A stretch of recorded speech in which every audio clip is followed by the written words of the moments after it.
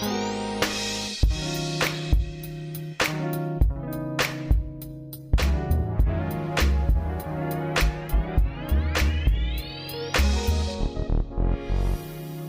everyone. Welcome to this episode of Scouting for Growth. I'm delighted today to welcome Emanuel Rose, a visionary marketeer and author. Emanuel brings over 30 years of marketing expertise to today's conversation. As CEO of strategic eMarketing, he has led numerous strategic campaigns to success for companies through authentic storytelling, as you know, very important topic of mine, and direct response advertising. Beyond marketing, Emanuel has a deep passion for nature, which shines through his award-winning documentary and then his book, The 7 Principles of the Magic Rock, and a personal story as well on self-reflection too. On today's episode, Emanuel will share insights on differentiation and humanization strategies for startups, scale-up, and captive insurance companies. As we all know, with AI, we are automating so many things that it is important that at the end, customer clients respond to human touches as well. So with Emanuel, we will explore best practices around targeting, testing messaging, and scaling for growth. We also talk about why startup founders must focus on becoming social CEOs. Emanuel will also discuss key lessons from his book on how solitude in nature can benefit mental health, leadership, and creativity. With his diverse background spanning documentary, as I said, books, and decades empowering companies to grow, Emanuel offers a truly unique perspective. So get ready for an engaging and eye-opening conversation on marketing philosophy, psychology, personal development, and strategic growth. Let's give a warm welcome to our guest, the authentic marketeer, Emanuel Rose.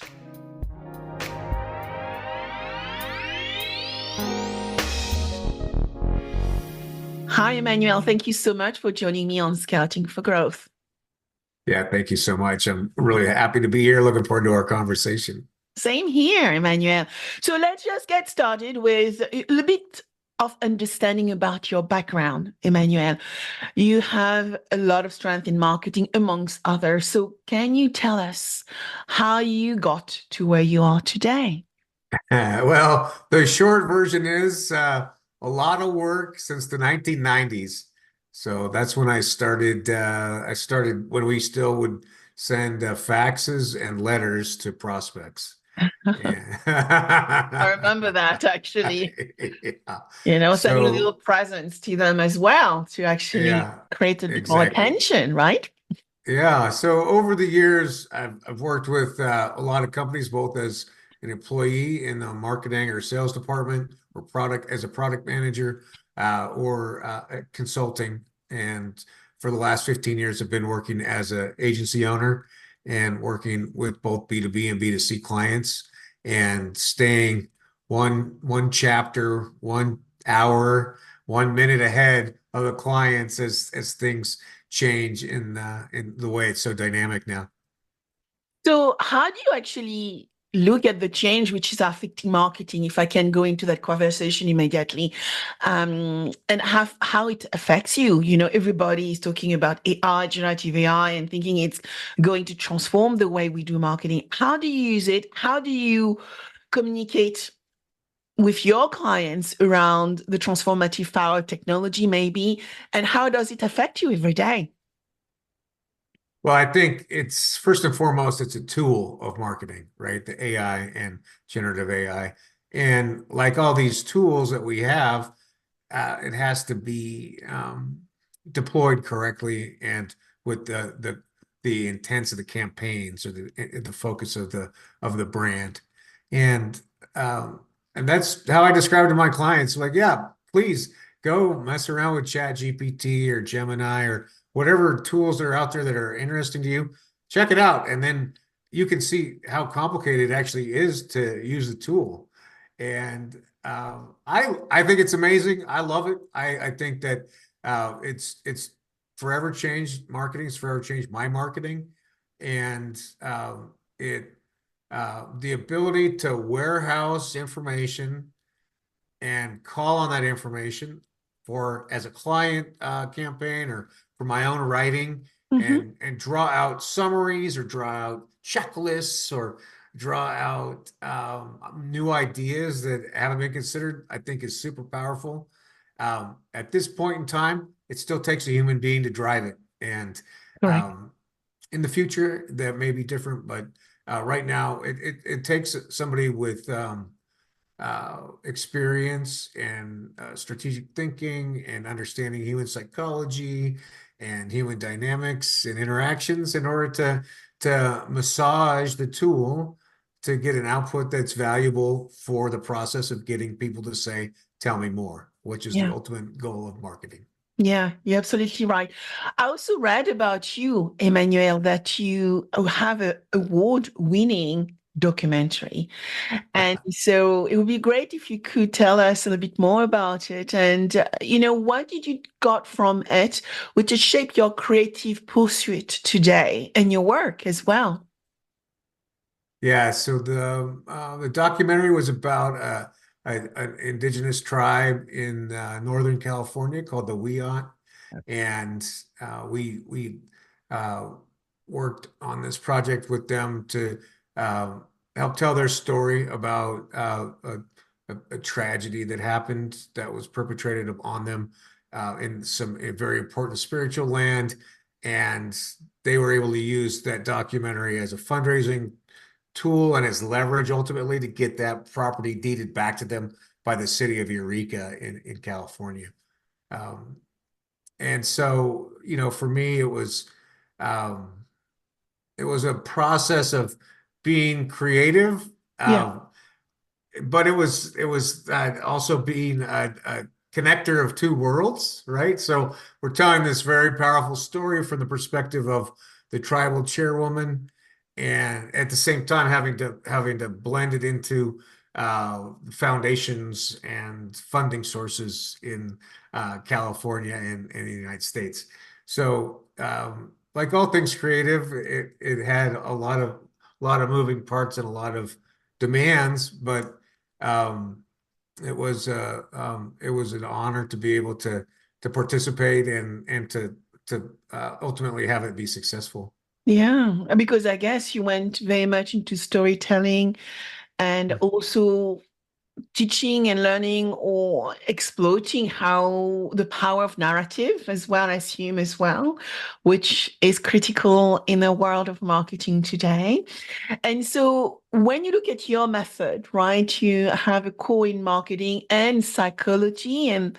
therefore documentary building. What are the things when you do marketing today that are the pillars of your techniques and strategies?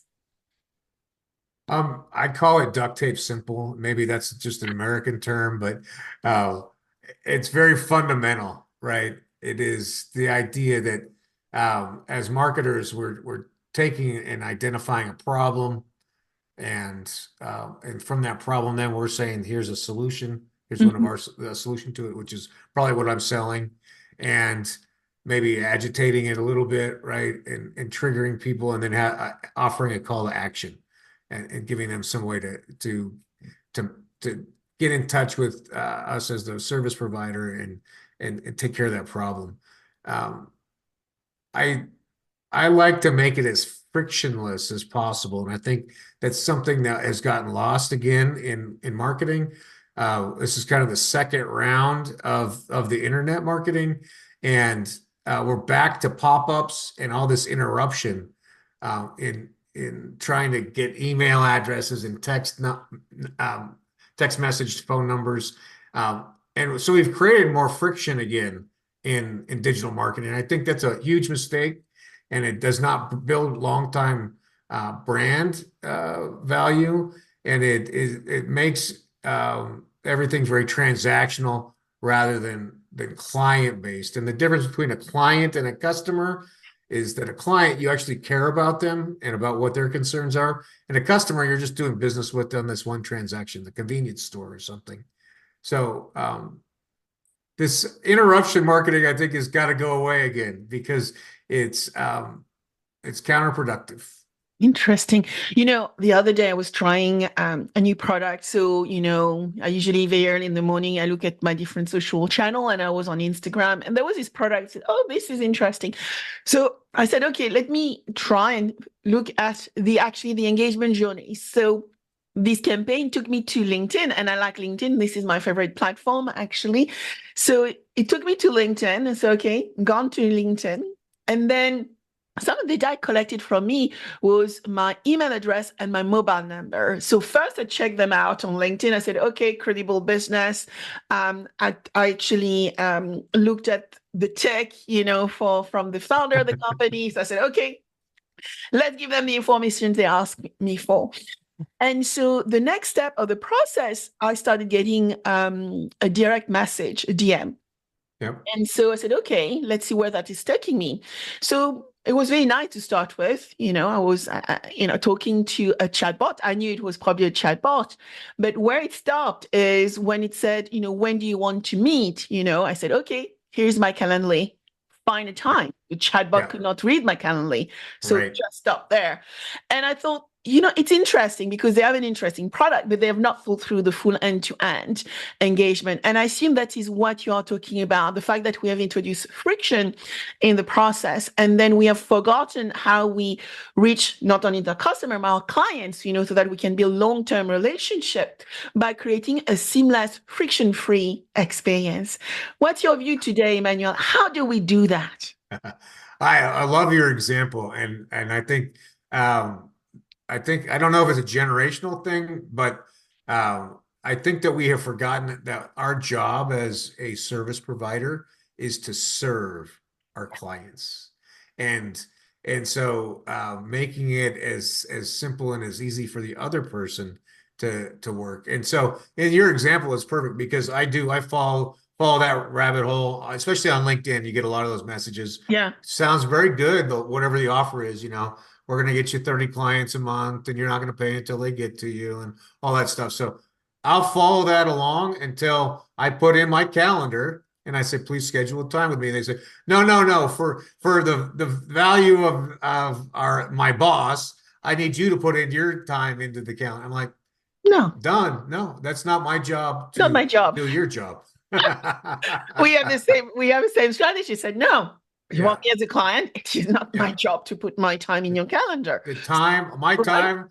is my time, and it is the most precious thing that I have can control. So yeah, the service Absolutely. is missing, and I think that is part of what is the AI. The negative side of the AI is that there's a lot of spray and pray that's Yes. happening again, instead of starting with your ideal client profile, finding some people who fit it, understanding what their needs are, and then developing a conversation and qualifying that person to your service or product and yourself to that person. The relationship is what people are missing with this inauthentic rubbish.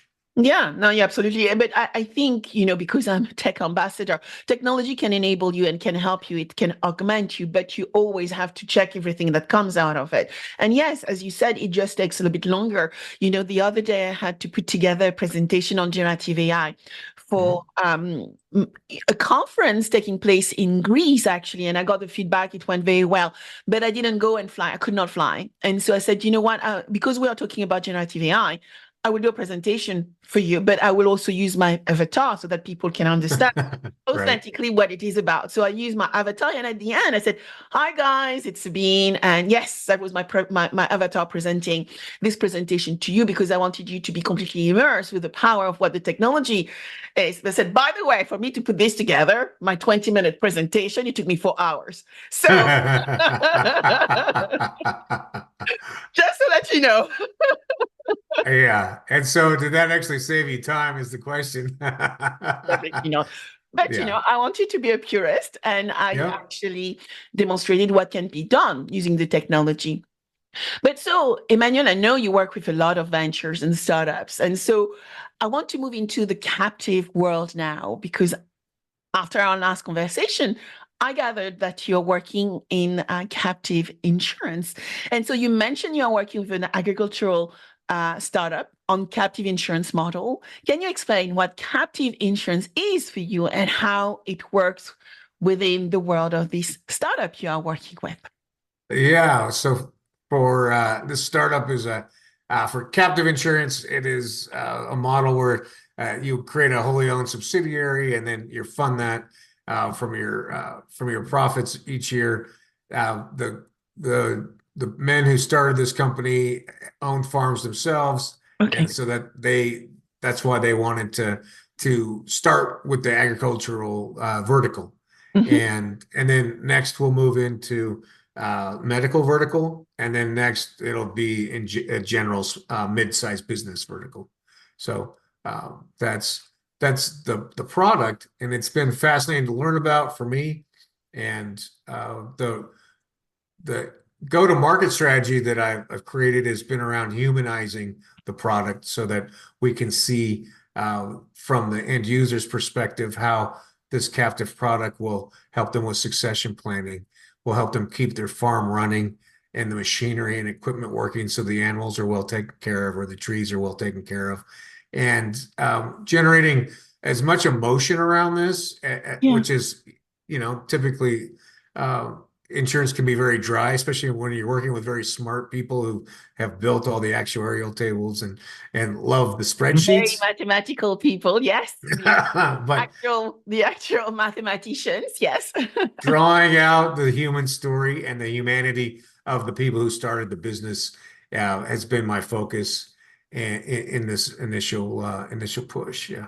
And I think it is important, right? Because you are going into humanizing the proposition, humanizing the customer journey. And it is a critical world in a market where we are trying to automate everything and we are using a lot of artificial intelligence.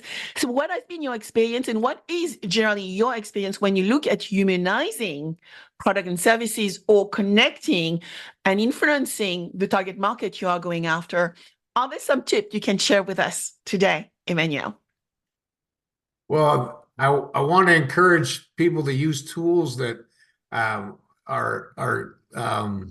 organized around getting a lot of information from the prospects that they're talking to, so that there is personal information, um, publicly known personal information from social profiles or from social posting, or from blog or other content that the person has written or Yeah. participated in.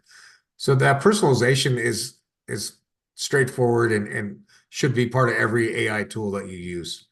That's the biggest thing. And then the other thing is to continue to do your own research. That when you do have people that are interested, that you take the few minutes to see how that individual aligns with what you thought your ideal client profile was, and make sure that you're matching theory with reality, Mhm. and make sure that you talk to some people also. If you're just in a marketing department, make sure that you get on some sales calls and hear the answers for yourself and understand what the pain points are, and how you can feed better information into the model that you're using. Emmanuel, you have worked with this agriculture startup and on that insurance model. Do you work with other startups within the insurance space? Or what are actually your preferred style of working with young Mhm. ventures? Yeah, I love startup. I've worked probably with 75 startups over my career, either as a founder and or as a consultant. Mhm. And I love fintech. That is a great vertical. There's lots of opportunities still, Yeah. especially with the way the AI is being deployed. And also health and fitness. So I think foundationally, as humans, our body and our mind are the way that we get around in the world and produce what we need to. Yes. And so I've been involved in health and fitness marketing for about 25 years. And so that is a vertical you really like, fintech and health and fitness. And so when you look at the captive insurance model you have been working on and humanizing, from your perspective, what do you see are the core benefits of such model? Why are startups potentially looking at captive today as a potential exit to going for proper insurance potentially?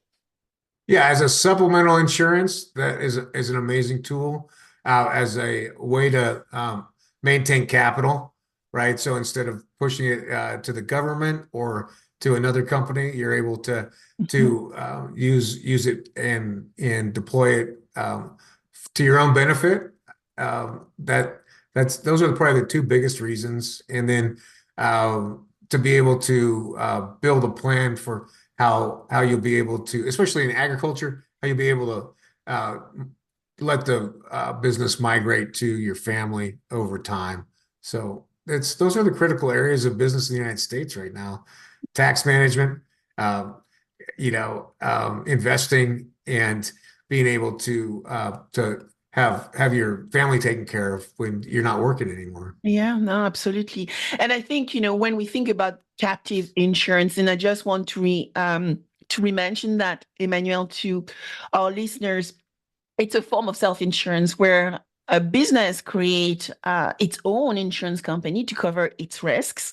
And the models allow businesses, whether in agriculture, but potentially other area, to be able to control risk through their own insurance policy, coverage premium, leading to potentially lower insurance costs and tailored coverage. And I think it is very important to understand the value of this today because we have a lot of emerging risks coming to the market and a lot of insurance companies do not have cover for those emerging risks. Still, you would not be surprised, Emmanuel, we're still trying to solve for cyber.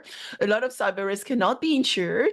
And Right. whilst, we can have those ransomware and these, phishing instances, a lot of companies cannot be protected because of the way it's set up or some of the risk they may be more likely to incur based on an insurance company research. So captive models are very, very important today because it can help companies save cost, improve cash flow, as you mentioned, Mhm. customize insurance coverage.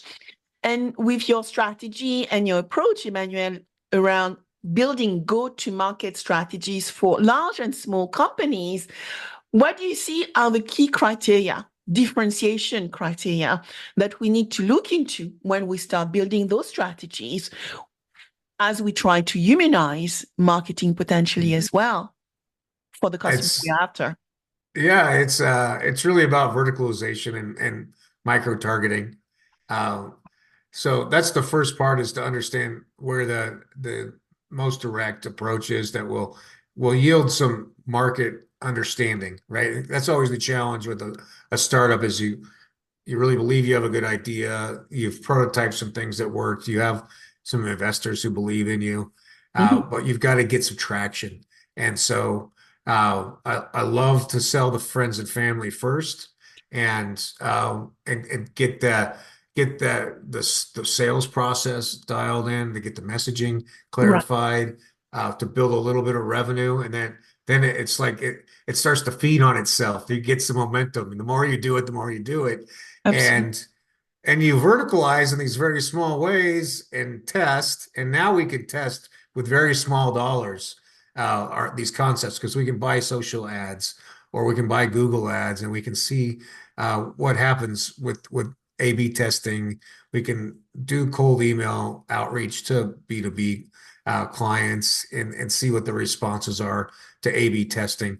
And then we put the money where the success is and build it in that way so that you're not sending good money after bad. Yeah, absolutely.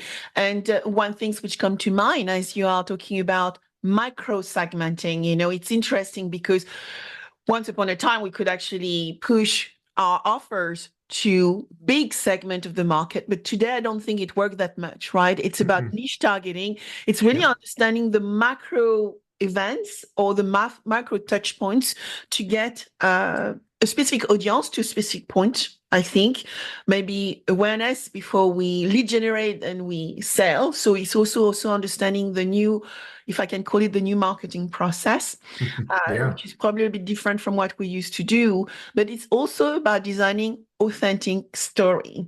And I for want to sure. go into authenticity with you, Emmanuel, because I'm very hot around authentic identity, authentic personal branding, because as you said, insurance is an industry where we have a lot of mathematicians.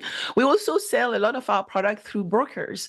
So the brokers Right. are the one facing off to the customer or to the client for big accounts. And so as a result, they have more understanding of that client than the insurance company actually. So I'm really passionate about this theme around authenticity building, how you align your personal brand to your corporate brand. How do you do this with your client today, Emmanuel?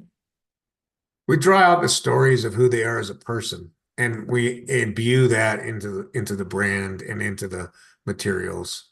And so, for instance, the captive insurance company founded by someone who is currently a farmer who's from a farm family, right? And so that's a very believable story, and it's what that target market demands, right? They tend to be very straightforward people who you cannot BS. Mm-hmm. And the slightest bit of New York City shiny shoes, and they don't want to talk to you.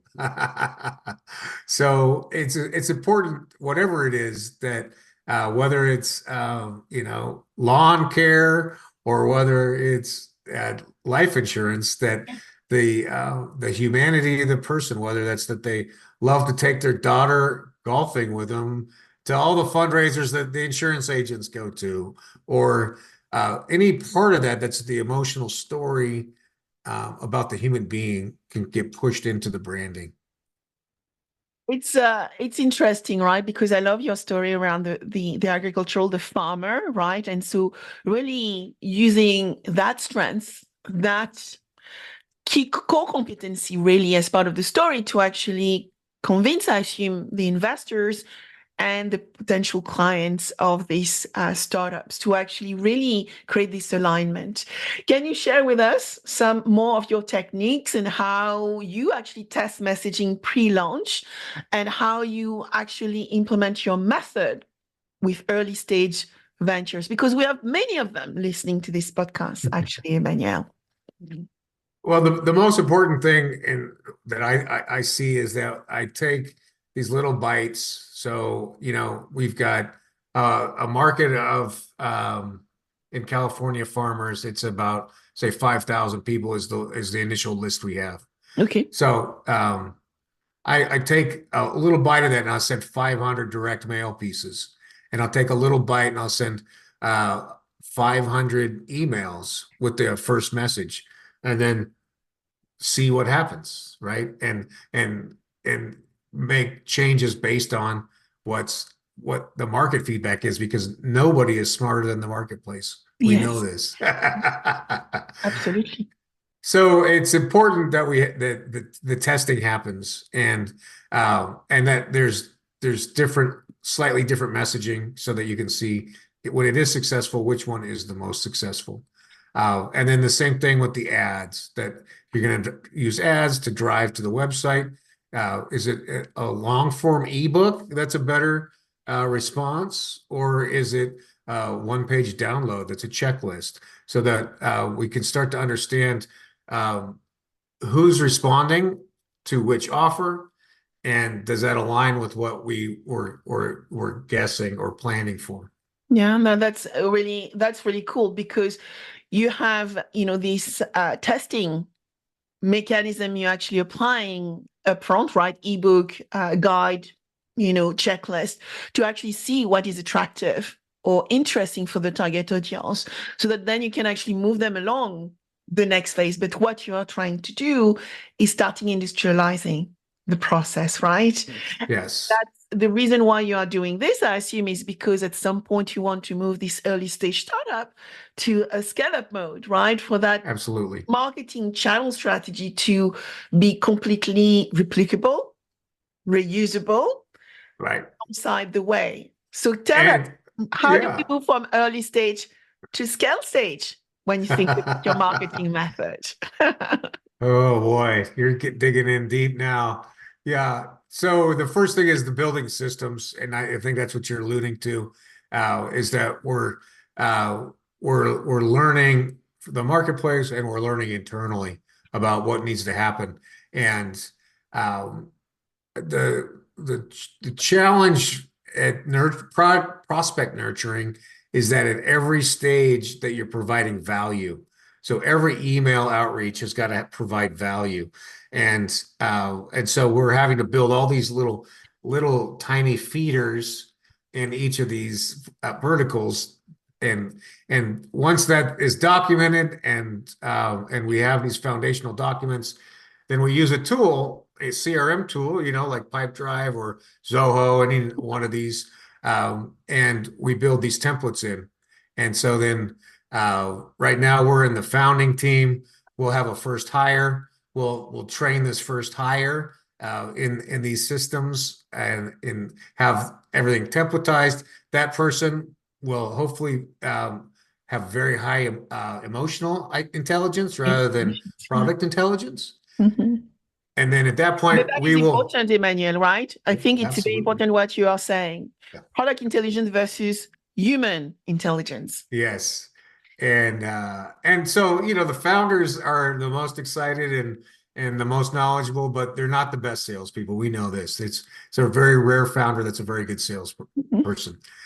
So we'll hire people that are going to start filling in gaps in the founding team and looking at customer service and all the way up the sales chain, all the way up to the prospecting. Um, but that we're systematizing all these things along the way, and that's a spoken narrative, and it's that everybody knows that we're systematizing and templatizing and building these SOPs, standard operating procedures, Yeah. with the purpose of bringing in the next wave of people. Yeah. It's superb what you are saying because it's about first really tackling the segment, the niche, and testing different method, right? We test and learn. And then, as you said, it's about building the system.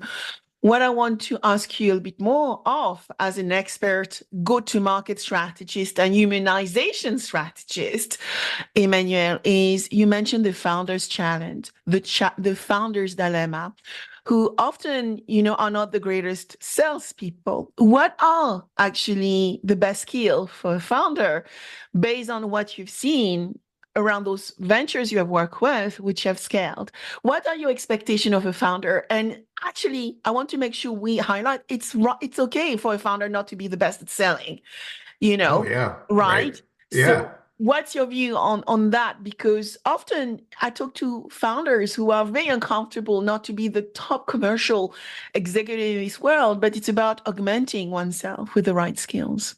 100%. Uh, I think it's critical that the founder understands that they're the visionary of the business, they're the leader, and should be the primary social media voice of the company. So the social CEO is the phenomena that we see all around us at this point. Oh, yeah. Mark Cuban and Elon Musk and even Warren Bill Buffett is, Gates, I yeah, know. Yeah. yeah. Right. So the social CEO, their job is to I'm to going to find steal it. your quote, Emmanuel, the social CEO. I love this. I'm going to steal your quote. That's okay. Yeah. So from my perspective, the founder's job is to be the visionary, to ideate new product offers and new markets, to find markets to invest in, to find financing, and to be the leader internally and externally, and build a structure around them that can support that person being the humble servant of the company in the marketplace. I want to go into your book now, and because I think that linked very nicely with the social CEO, which is the 7 principles of the magic rock. Can you tell us about the book? And so, benefit would an entrepreneur and founders get from the book? And what are maybe some of the key lessons which need to remember as company founders, as social CEOs, as people who have to learn to do marketing, go-to-market strategy in a more human way? Yeah, I wrote this book, and it's a very personal book. It's way more personal than I wanted it to be, but I put it out there because I know the world needs it, and it's the message about spending time by yourself in nature, and spending time every day meditating or praying or reflecting, and that time to yourself in reflection, especially if you can be outside, is so generative in the true sense of generative, not in the AI sense, but it's generative in that it re-inspires you. It re-inspires me to be able to be creative, have the energy to lead my team, have the energy to lead my clients, and be a productive member of the community. And my commitment is 1 week out of every month, I disconnect entirely. I'm off the grid and spend time hunting, fishing, meditating, hiking, camping, and not dealing with electronics at all.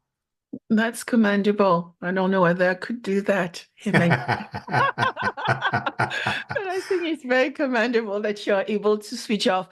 I do the morning, meditative, no technology for probably 30 minutes. The walk, I just go for a walk and meet my I would say my neighbor, but not really my neighbor. I just go for a walk on the central street, and I meet actually the local shops, Oh just yeah. check how they are doing, because we are so used to going into big supermarkets nowadays. But I've met some friends with my local shop owners, and I have a cup of tea with them every so often when I want to disconnect from the technology and just Right. talk to somebody. So very, very wise advice. What would be your main takeaways? What would be your word of wisdom for the, entrepreneurs, the founders, the startups, the scale-ups who are listening to founders who are listening to this discussion with you today, Emmanuel? The biggest thing is to get help, to identify the biggest challenges that you have in your business plan, in your operations, in your marketing, to identify those challenges and then hire the best help you can, either for an hour or for a week or a month, and get somebody who's done it before to Yeah. help you out incrementally. So Yeah. that's the most we're in it. We can't do it on our own. I've I'm a lifelong learner. I spend tens of thousands of dollars every year on consultants and on a life coach and this and that and the other thing. We have to have help and support from other people in order to be successful. 100%. Like I have my coaches, my executive guide. And the key thing is it just help you stay on the straight line. And you have to, because you own your business, I own my businesses as well. And so these coaches or these enablers, I'm going to use probably a strong word, is they force you to focus and just Yep. get the job done where it needs to be done. Where can we find you, Emmanuel? Well, I also love to connect on LinkedIn, and then I have a website, emmanuelrose.com, and the books are available on there and on Amazon. Perfect. I did check your website, and you have quite a few books, I have to say, people, not just the one. And so Emmanuel also runs his mastermind. So thank you so much for joining me. And if you want to find out how to build the right go-to-market strategy and humanize your go-to-market, but also the journey you are building for your customers, whether in insurance or not, maybe you should give a call to Emmanuel. So Emmanuel, thank you very much for joining me on Scouting for Growth today. I really enjoyed our conversation. Thank you so much. Thank you.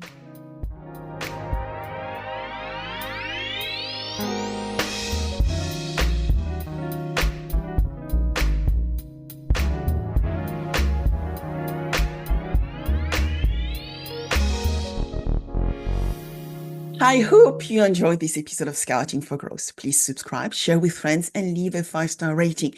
Your rating is so valuable. I review all of them, and my team help me adapt content to meet your needs. Also, connect with me on my preferred channels. I am a B2B growth expert, so you will find me on LinkedIn, Instagram, and Threads, and X as well as Blue Sky. All information available below. Until next, keep scouting for growth.